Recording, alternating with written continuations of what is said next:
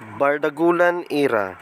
Trending si dating senador at dating vice presidential candidate Kiko Pangilinan matapos niyang sagutin ang isang basher niya sa Twitter at ginamitan ng nauusong balbal na salitang "ama ka na" o "mula sa tama ka na".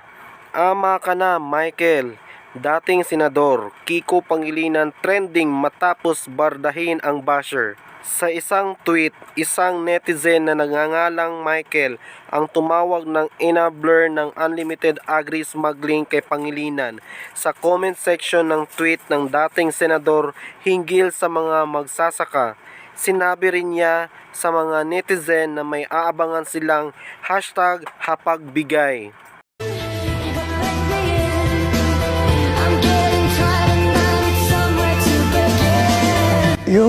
Yung magsasaka, wala silang power, wala silang boses sa, halimbawa, umali ka, ikaw may palay, ikaw magtanong kung magkano ang alaga, hindi ikaw ang tatanungin.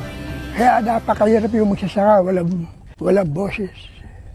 Inabler ka ng unlimited agri-smuggling. Lokohin mo ang sarili mo, matching, komento ng basher. Niretweet naman ito ng dating senador at pinatulang komentuhan at bardahin. Ama ka na, Michael, puro ka ganyan. Noong nasa Senado pa ako ang nagpaimbestiga na lantarang smuggling ng gulay at technical smuggling ng baboy. Ask mo na rin si Benjamin Magalong nung panahon niya sa PNP CIDG for references kung sino talaga ang kasama niya na lumaban sa rice cartel at smugglers. Unlimited rice lang ang hilig ko, hindi smuggling.